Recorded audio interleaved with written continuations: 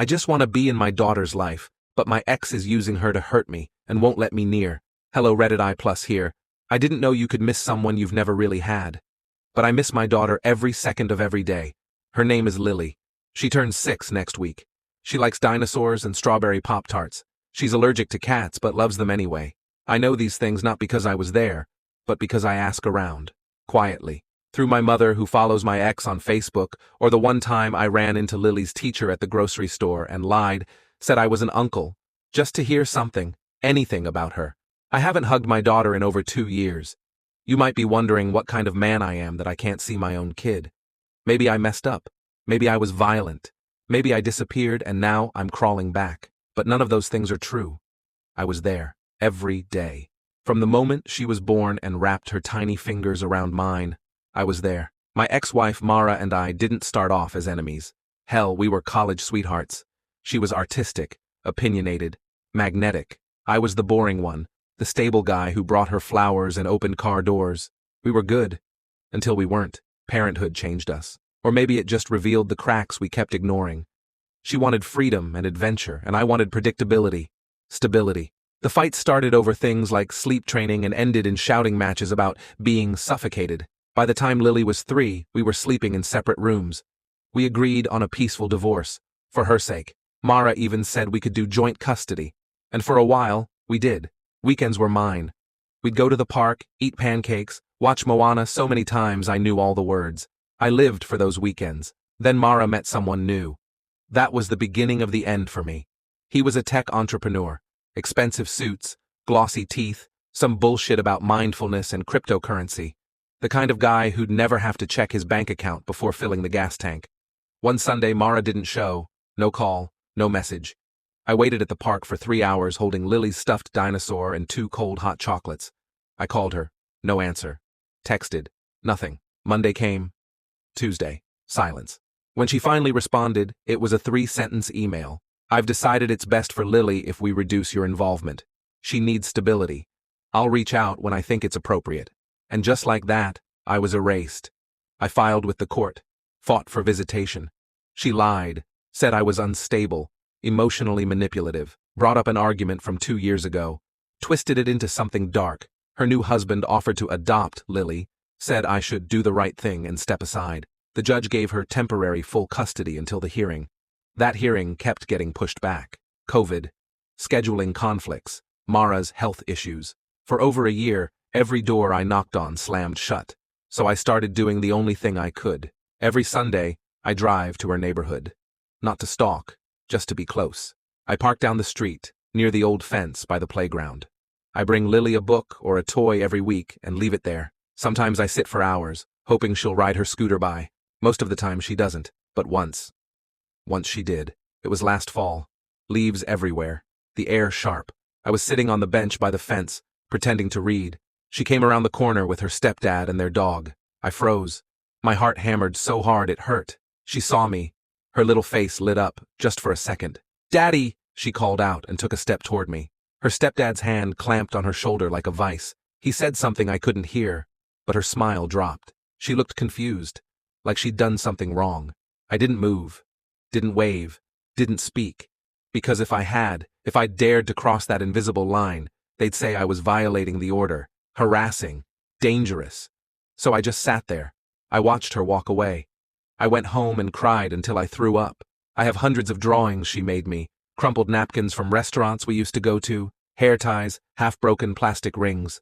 My apartment is a shrine to a little girl who probably thinks I abandoned her. But I didn't. I write her letters every week. I don't mail them, I'm not allowed to, but I write them. Some are silly, some are full of stories about what we'll do when I see her again. Some are angry, but most are just me begging her to remember. Just a little. Just long enough for me to come back. Last week I got a call from her school. They said Lily told her teacher that she misses her dad but doesn't know if he's real. I am real. I am right here. So I hired another lawyer. Took out a loan. I'm going back to court next month. They can paint me as unstable, as desperate, as too emotional. Fine. Let them. I am desperate. I am emotional. I am a father who wants nothing more than to be in his daughter's life. And I will keep sitting at that fence every Sunday until I see her again, because I refuse to be erased. The courtroom was colder than I expected. Not temperature-wise, emotionally, clinical, detached. As if the people in it weren't deciding the fate of a 6-year-old girl who still called her favorite crayon Baloo instead of blue. Mara sat across from me in a navy pantsuit. She didn't look at me once. Her new husband was beside her, looking smug like a man who already knew the outcome. Like he'd won a prize. My lawyer whispered, "Stay calm, no emotion, no interruptions." Easy for him to say. He didn't have to listen to Mara say I was erratic. That Lily had nightmares when she came back from my weekends. That I was obsessive and refused to let go. No evidence, just words. And in a courtroom, sometimes that's all it takes. Then they brought out the character witnesses. Mara's best friend testified that I was possessive during the marriage. Her mother said she was worried for Lily's safety around me. The school counselor, who had only spoken to Mara, said, "Consistency is crucial for Lily, and upheaval could damage her development." I wanted to scream. To stand and shout, "I've done nothing wrong. I love my daughter. I just want to know what she dreams about. I want to hear her laugh again." But I didn't. Then it was my turn. My lawyer presented everything. The records of my visitation, the canceled weekends, the emails, the letters I'd written to Lily, the gifts I left at the fence. The judge looked up. "You left items at her school fence every week for over a year?" I nodded. I wanted her to know I didn't leave, that I was still here, that I never stopped loving her. There was a pause. The courtroom was silent, and then the miracle happened. The judge asked for Lily to be heard through a child psychologist. Apparently, Lily had told her therapist that she remembered Daddy's hugs and wanted to go back to the pancake place. She didn't understand why she couldn't see me. She'd been told I didn't want her anymore. I broke down right there in the courtroom. I didn't care. I wept like a man who had just been handed back part of his soul. The judge didn't grant full custody yet, but he ordered supervised visitation to begin immediately. A slow reintegration.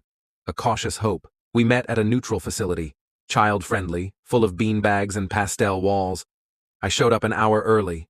I paced, then sat, then stood, then paced again. Then the door opened. She walked in with the social worker, holding a stuffed tiger.